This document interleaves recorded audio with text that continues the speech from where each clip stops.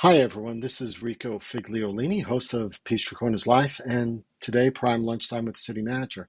Hey, Brian. Thanks for joining me. How are you? Good, good. Hope you're doing well.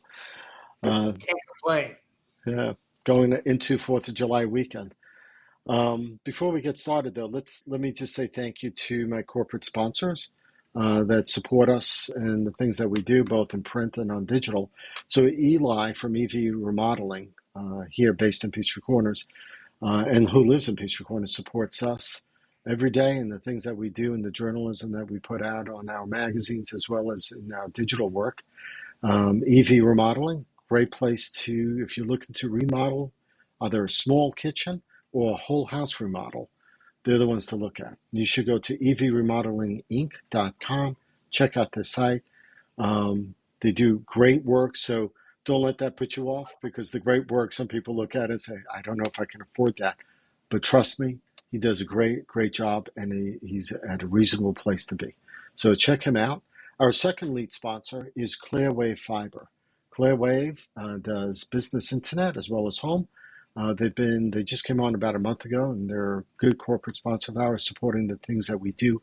And they've been a sponsor of, for example, the Criterium Road Race that just recently happened here in Peachtree Corners. And they're a good supporter of the community. You should check them out. There'll be a link in our profile. So go there and find out more about them and what they can do for you in your business or for your home. Check them out. So now, Brian, I'm just learning so much that's going on. There's so much in the news. So I just want to put it out there about one thing for sure, in that, everyone's been like, because it's been 24/7 coverage, that Ocean Gate expedition that's been out there that imploded, that's been covered for everywhere from TikTok to CNN on a 24-hour basis. I did not know that one of the five guys on board that vessel was Paul Henry, if I'm pronouncing this correct, Nargiolet, a longtime expert on Titanic and a member of the EM group that's based out of Peachtree Corners.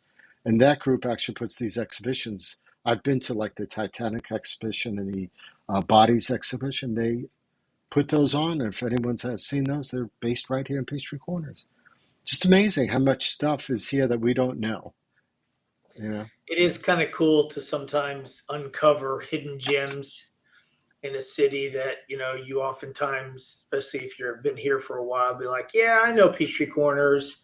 yeah, I pretty much know all of the significant, corporate tenants or entertainment, right, you know, opportunities or recreational locations. And every now and then something comes up and you're like, wow, yeah, and sad too in this particular case, for sure. Someone's yeah. been lost like that.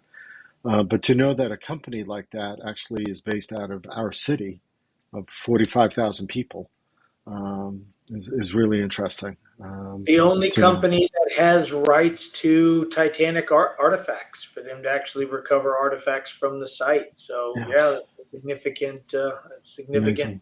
role they have. Yeah. And they just pulled up some of the wreckage actually just this past 48 hours, I think. Yeah. Um, so, so I thought I'd bring that up. But the other thing is, I just saw this pop up on Google alerts to me about a week. I guess it was about a week ago, and that was Fortune magazine.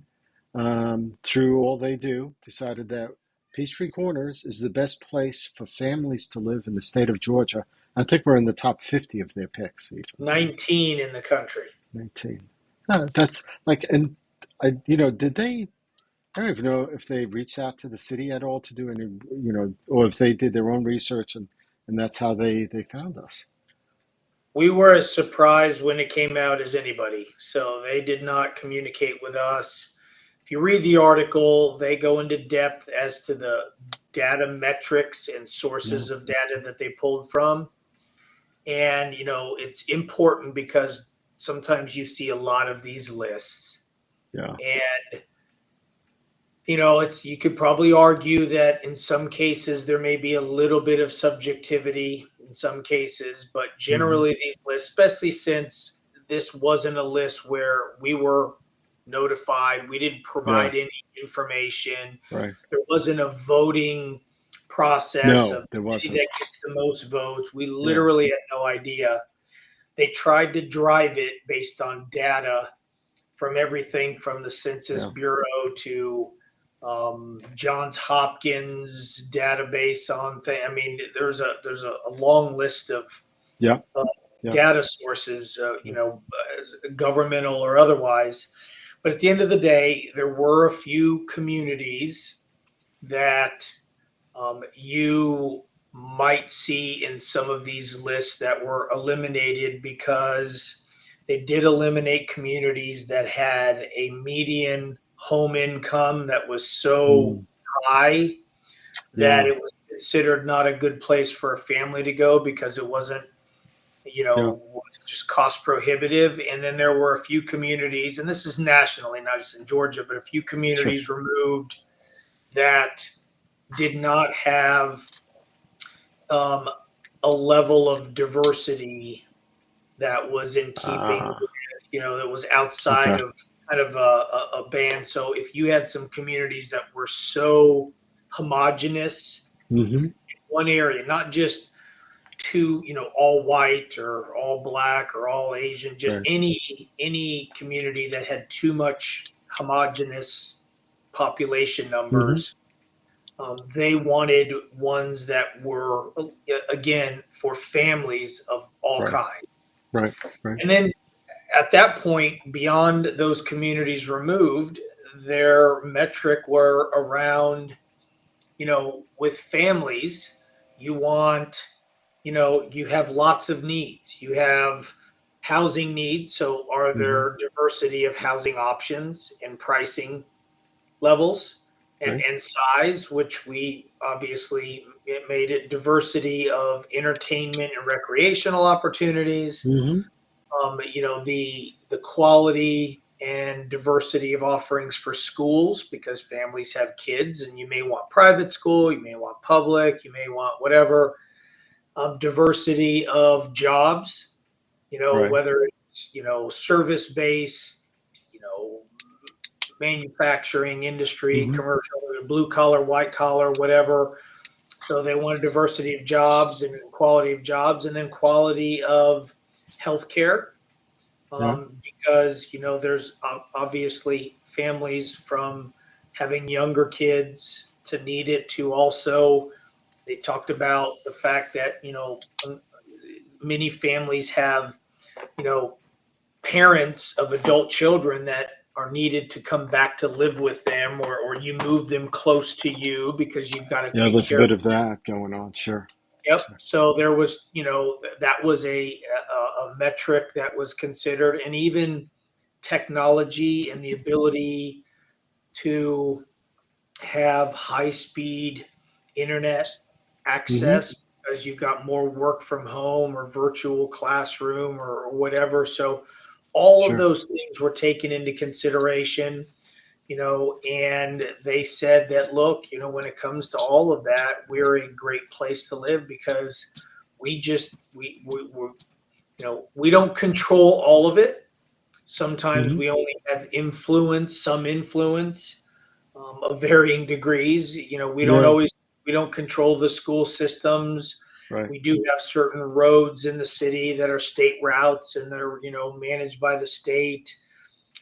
We don't control all the parks in the city and, all the Right. youth sports programs, but we certainly do things to help support them. And, as a result, we've got a diversity of all of those things from people to jobs to Yeah. housing to healthcare. And, Yeah. they The, on their own decided that we're the best in Georgia and the 19th best in the country. I mean, Fortune magazine is a well-read, not publication even at this point, but well-read news site. I mean, it's been around for a long time. So, um, but for sure, I think anyone that objectively looks at this city and all the things that's being done and planned for, I mean, it's just, and the way it's being done. I mean, it's not, we have no millage rate on property. So people talk about, well, how can we afford to do certain things? Well, there's SPLOST, there's government grants. I mean, just alone, you mentioned earlier before we started the show about a $1.2 million grant that's being used that I think that was federal funds that's coming in for environmental study and design for the Crooked Creek uh, aspect of our trail system. Yep. So, I mean, the city's working in a very smart way. I mean, you all, you, your team, the mayor, and the city council have really led, the things that are being done here really well and intelligently, coming into the right place. I was just to share with some of the listeners. Obviously, the feasibility study that's being done right now for the possible pickleball court center, uh, private-public partnership. You all are doing outreach. I was at one of those meetings one morning with the special group that's charged with doing the feasibility study. I was impressed by the information they brought about the discussion. Even the mayor was there, two city council people, a couple of residents, myself, a couple of other people that are actually involved in pickleball, the Putnams. Um, so just just that one meeting alone to find information out about just that aspect of what's going on. Um, I mean, every city tries to do their stuff, right? Sugar Hill has a really big, beautiful theater that's recently built. I mean, done a great job there. Every city has sort of an iconic thing that they do or path they want to go on. I know the city would love to do an art center, art theater at some point. I know the mayor's spoken about that. Um, Yeah, multi-use of some sort yeah, to include art, right? yeah. I mean, so I'm not surprised that Fortune magazine would think that we are a great place for a family to live. Um, but it's still surprising, even still, because there's so many cities and towns out there. There are, I mean, and reading the list, there were a lot of cities. I Yeah, would say most of them I know of. I mean, I think Cambridge, Massachusetts, where right. Harvard is located, was Hmm. the number one city. Denver, Colorado, was one of the Right. choices in there. So it was everything from small, smallish cities to Hmm. medium size, all the way up to the big Yeah, ones like Denver were on the list. And so, yeah, it makes you feel good, especially when we didn't have anything to do with it and it right. happened organically. And it's kind of like when Yeah. somebody tells you you're doing a good job. You didn't ask, to Mm, say, "Hey, am I doing a good job or not?" They say it. They yeah, just out of the blue say, "I see how you're doing. You're doing a good job. Keep yeah, keep up the good work." yeah, Kind of how this was. We've still got a lot of work to do. We are certainly not perfect. We have areas that we can improve. We strive to do that every single day. sure. But it is nice every now and then to be like some of the fruits of our labor have paid Yeah, off at the point where people are recognizing. yeah. I know that you all are always under pressure. People are always thinking, "What did you do for me lately?" Oh Uh, yeah. or, or we've discussed this before about how people sometimes look at things and they think that they're the center of the universe at that particular moment, and they want you to understand that and have you attend to their needs at that very particular moment.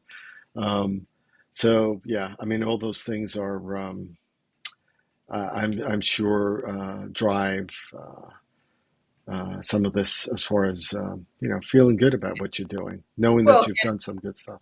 and as a city government, our job is to provide services to our customers, which are, our citizens here, in the form of making sure that they have a safe place to conduct themselves, whether it's live, work, learn, and play, to make sure the roads are in good condition, the Right, technology's there if they need it. Again, it's safe. Commerce can happen in a seamless manner without a lot of bureaucracy. And when things are important to somebody, in the grand scheme of things, I sometimes am like, really, does that really, do you yeah. really expect us to drop what we're doing for that?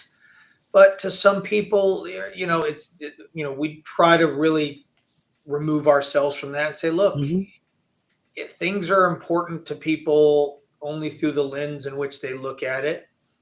and there could be a dead deer on the side of the road, and Right. somebody's all up in arms, and somebody's like, oh well, public works will get to it can, but to the person whose dead deer might be literally in their front yard, and they've got to Yeah. like drive past it, or their kids are going to walk to the bus stop from there, whatever, it's a big Yeah. deal. It So is. Yeah. we try to put that into perspective and make sure that we provide that. And then beyond, our role is to get out of the way and not be a government that's all up into everybody's business and taking a lot of money from them and, deciding how to spend it. And, it Yeah. again appears that that's a good format for us Yeah. to be a local government. So getting a bit into that even, because nothing stops, everything keeps moving along. I know we've spoken time and again on these podcasts about city marshal system, Mhm. for example, but it is a process, and it just doesn't start like that. Even with the vote you guys recently took, um, with because you have to change a few things, add some ordinances, right, and set the legal operations of it up before your team can actually hire and set up. So I understand from our conversation before, ahead of the show, that probably two city marshals will probably start somewhere around July 27th or so. Um, but you do have to set up a bunch of things, and we've discussed this before, where squad cars, where people live, even. So you have to make sure that there's affordable places for your hires to be able to live at. Also, I guess. Um, are you helping in that If you regard think as well? about it, yeah, I mean, if you think about it, this what was on the city council agenda earlier this week is going to be the beginning of a probably a continual stream Hmm. of ordinances or policy adoptions that are going to be going on for the next 6 months, because here we are standing up a department, and Right. that's never existed here. It Right. is a department that is a very, very sensitive department, in that the policies that you have to regulate people who have, by virtue of being post certified, Hmm. like all police officers have to be, have the authority to do things like take away people's civil liberties. Mm. And that is a sacred thing, and so there's lots of policies that have to be put in place as to how they're going to conduct themselves, how they're going to communicate, intergovernmental agreements with Gwinnett County PD to Right.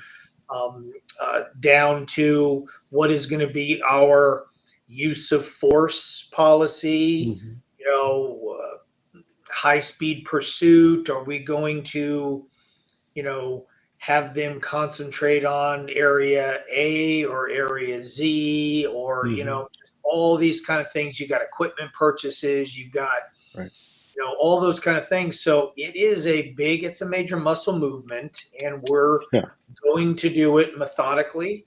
Hmm. And, they are being employed to fill a gap in between where code enforcement no longer has the authority, Hmm. and where Gwinnett County PD, given that it is a county asset, there are certain things that they're unable to do inside our city limits because we're a home rule municipality, and so the Right. marshals are going to fill this gap.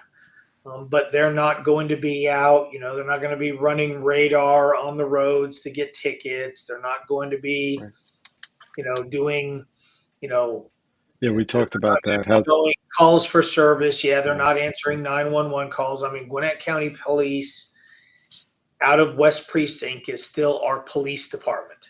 Hmm.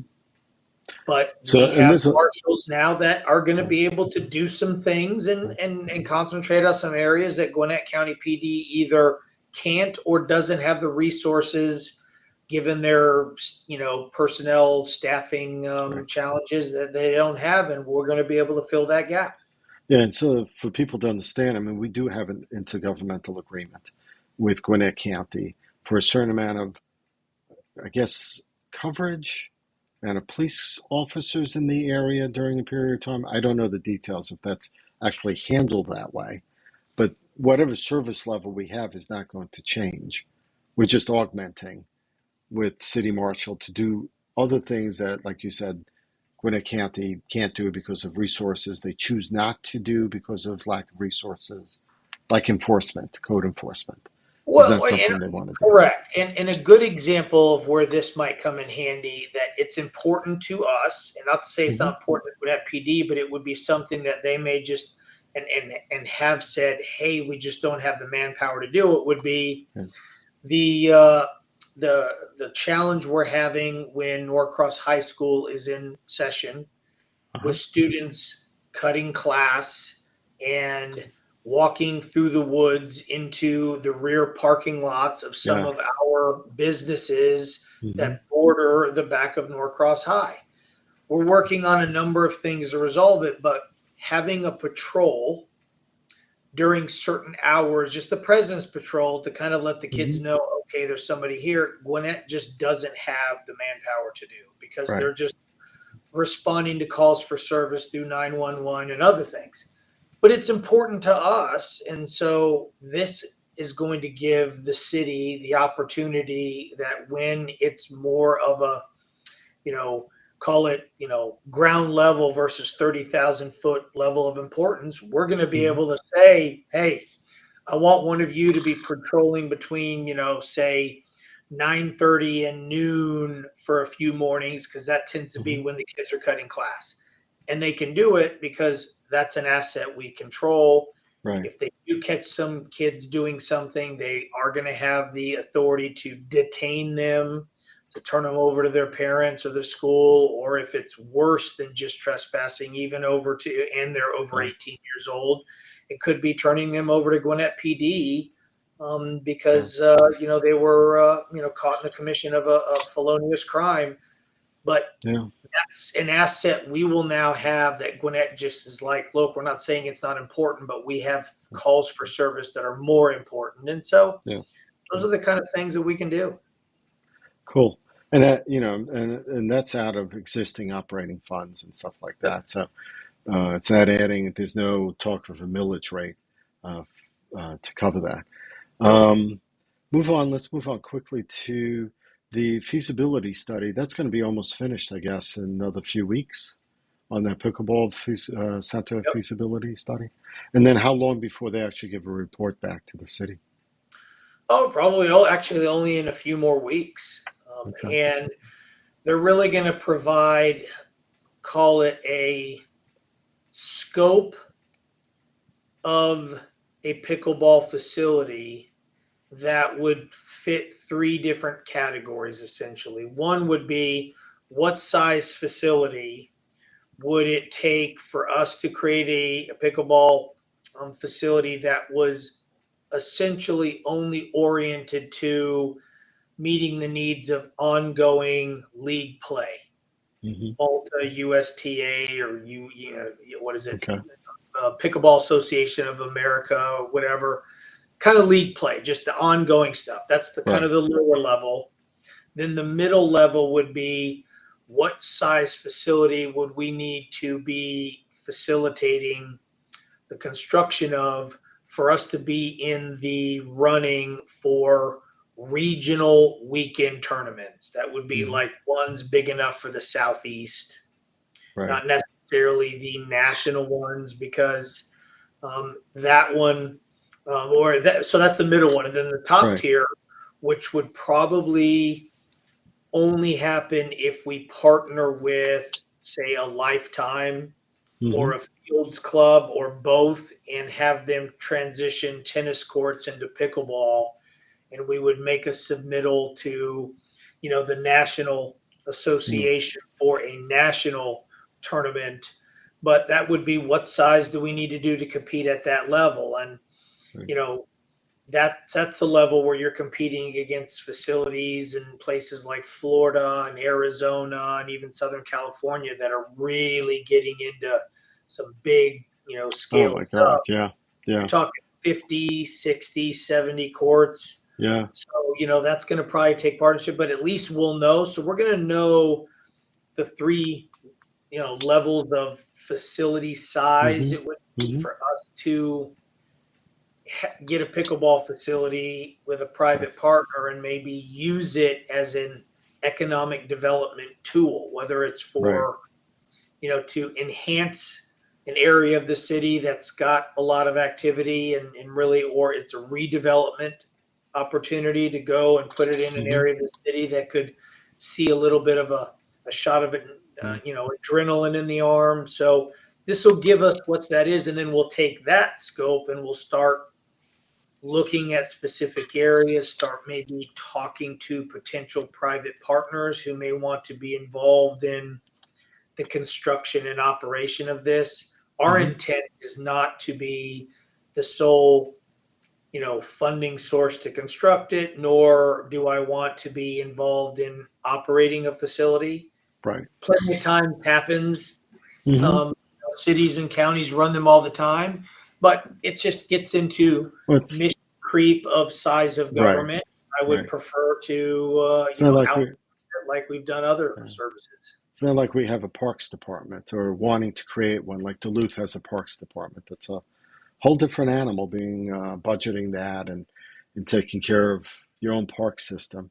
And we don't need to do that, right? Because Gwinnett County has some beautiful parks right here in Peachtree Corners, and they Yeah, take the care of them. decision, correct. The decision Yeah. was made rightly so back in the Yeah. day that we happen to have, Gwinnett County happened to have constructed and operated a lot of parks in Yeah. our area before we became a city. And Uh-huh. even though after we became a city and you drew a circle around our city limits, those parks were now inside our city limits.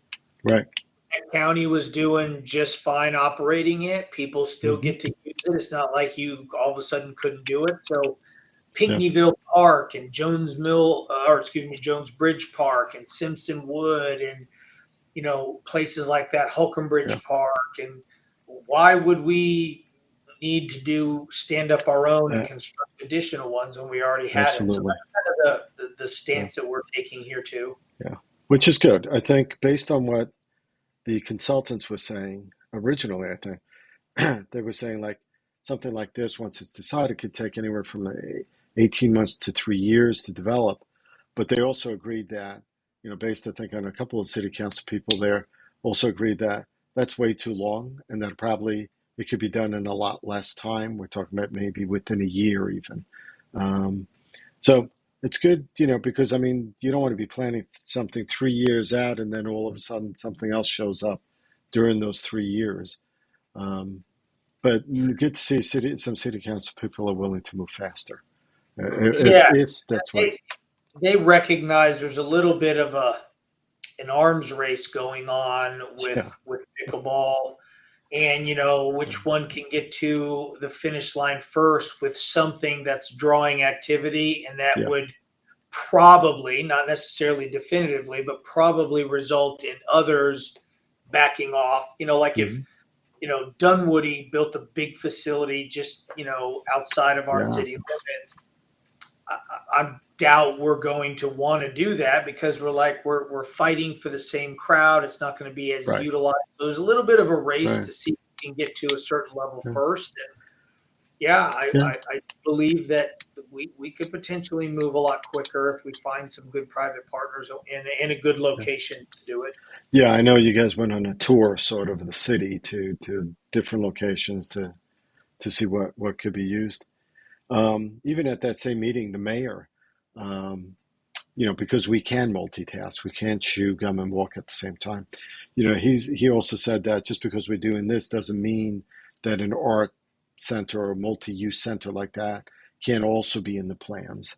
Um, of course, stuff like that take longer. I mean, just thinking about what Sugar Hill did with their theater, which I think holds about 400 people. They have balconies. They have a 20 by 40-foot stage with a workshop there to build their sets. I mean, people don't even think about those things. They think, why can't we just put up a theater? There's a lot that goes into that stuff. Well, we could. I mean, but to do so results in things like that kind of stuff takes money, Mm, and yeah, some governments have high millage rates, and the government takes a lot of money from the citizens. Now it turns around and it puts it back into the community. But what that does do is that then means that that government is making some decisions with some money that could have been Right. left into all of its citizens. So we can certainly do that. A lot of Yes. high millage rates, but Yes. instead we would prefer to be facilitator. Maybe there's some resources that from the city that go into it. Hopefully, just one time to get things, Right. inject some lubricant in the process. But the more we can outsource and let the private sector run and not us, the longer we can go without a millage rate. Yes. Or Yeah. even one day, if we ever had one, it remains low and it's Yeah. not, really high. And so that's our goal. Yeah. Makes sense. I think that's what the citizens want. So Yeah. absolutely. Um, the That's the other thing that we can talk about is that, the trail system, which when fully developed, we talked about this it's going to end up being like 24 miles Yep. running through the city when it's Yep. fully done. In this project, some of the revitalization, redevelopment work being done on the south side, if you will, on Holcomb Bridge Road and stuff.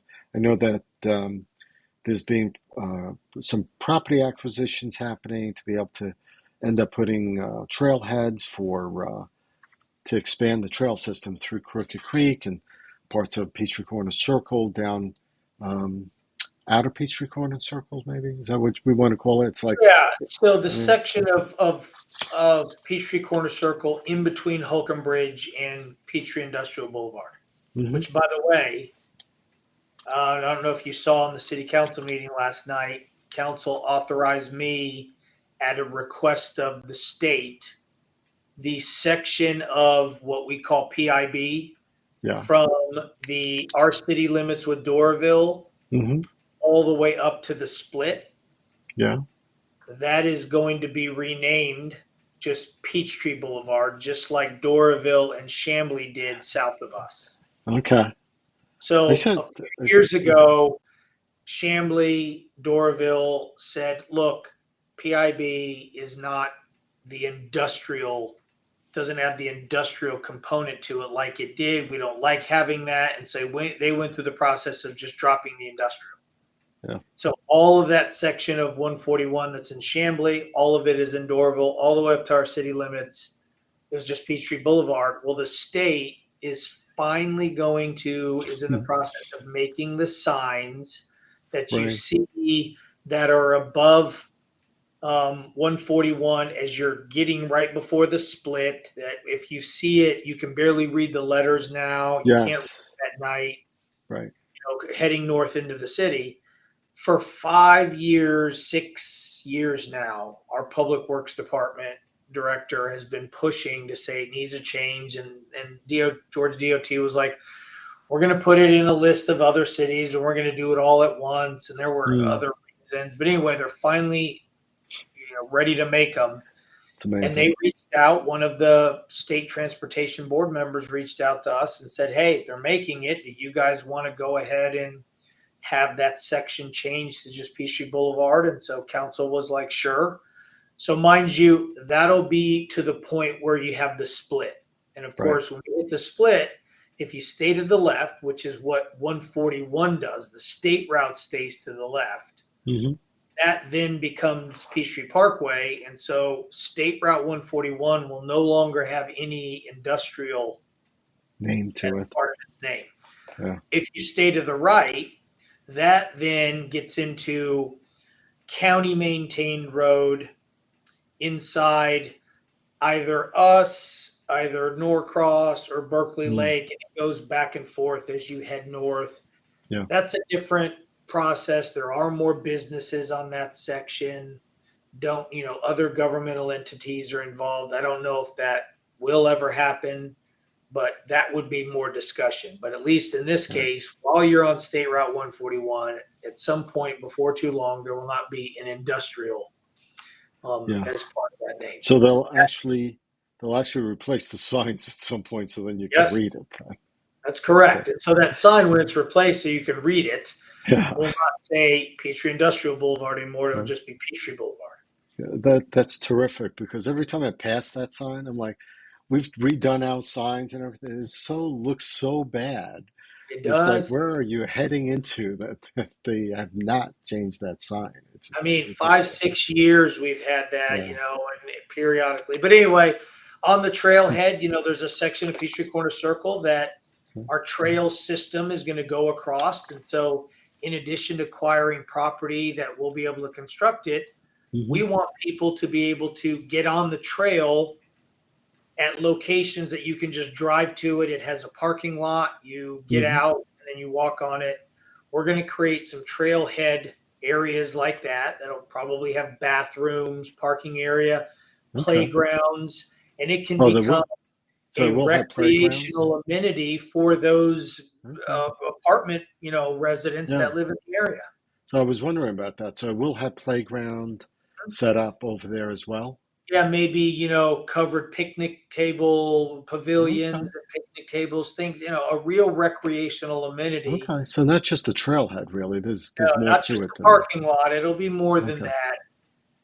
So how much So, is being acquired then? Like I would imagine there has to be at least an acre or two, a couple of acres on either side.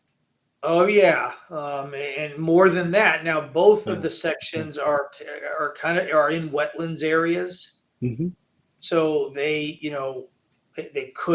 are at higher risk for flooding at certain times, but all we're putting in is, bathrooms and playground stuff or whatever, which, it's not the end of the world. Nobody's residing there. And so we're going to Right. put it to good use. They're really undevelopable, but our acquisition, we didn't go in and squeeze the property that we needed. We just went to the owner of the entire parcel that's Mm. kind of in the wetlands and said, look, we'll just buy the whole parcel. We're going to leave a lot of the trees up, buffering, Right. adjacent property owners. So it's more than just a couple acres, but we only need a couple acres to do what we're doing. So yeah, Right. it could one Well, that day was. it'll be a good way for people in the area to get on the trail, and it'll be a Mhm. good place for people to take their kids for playground or have a Yeah. picnic or whatever. And most of these trails, I mean, they're all multi-use. I'm thinking like Yep. not the rocket trail up in Swanee area, but you could literally ride your bike then. Yep. I'd imagine 24-mile route once it's all completed, Yeah. and just right through the city. You could do like 48-mile bike ride through the city, going twice on Yes. I that mean, route. it's like Yeah, the Silver Comet yeah, Trail that's what it was, or the Silver Belt Comet. Line. It'll Hmm. just be, and on a couple of our sections will connect to other communities that are doing the same thing. We are planning on connecting to a trail section where we border Sandy Springs right there Hmm. on Spalding. Right. And so you'll be able to take our trail to a section that you could jump on a neighboring municipality's multi-use trail system as well. Yeah, And that's so, cool. yeah, I mean, hopefully one day that you don't have to just stay in Peachtree Corners, but yes, theoretically you could just do a 24-mile lap on your bike. And Yeah, I could see some cycling groups doing that. The other thing that's coming about is that you guys, I think, did the first read or you did the approval on the dog park, um, at coming to town center. Big dog, small dog. I think you said around September, maybe. And we talked yeah, about it a so little bit, but council wasn't a first, it didn't require two reads. It was just council okay, authorizing the money that the dog park, is going to okay, cost to be appropriated and for me to execute the contract. okay, So it's been executed. The contractor that's going to build it has been given a notice to proceed. I think okay. they're going to start in about 2 weeks. It will not affect the town green because it's on the backside of Cinebistro Right, in the right. there. So it will start in about 2 weeks. It'll be done in about September timeframe. And yes, it's a pretty big facility. It has big dog section, a small dog section, Hmm. and we are going to construct a small building Uh-huh. that can be used to serve something, whether it's drinks Hmm. or food or both, into people within the dog park. So in other words, and there's a couple of locations locally. Buckhead has one where it's a dog park, and then once you're in the dog park, Yeah. you can go up to a bar and get drinks and not have to leave the facility. You actually go to a window that is oriented to inside the dog park. Right. And so we may end up bidding it out and letting a company come in and operate it at certain times to where if you're there and you want to just chill Mhm. for a little bit and you want to go and get a It's frosty almost like beverage, yeah, you can and not have to leave your dog in the dog park. it's almost like a concession stand. It sounds Yeah, like I mean a little yeah. bit. Yeah. They'll have a patio with some seating areas that are, Oh I yeah, would imagine, definitely lots covered of and stuff. lots of seating. Yeah. Some of it artificially shaded. We're not clear cutting the area. Right. There Right. are each section has both a special turf area Mm-hmm. and a section that's being left open to just mulched Right. area.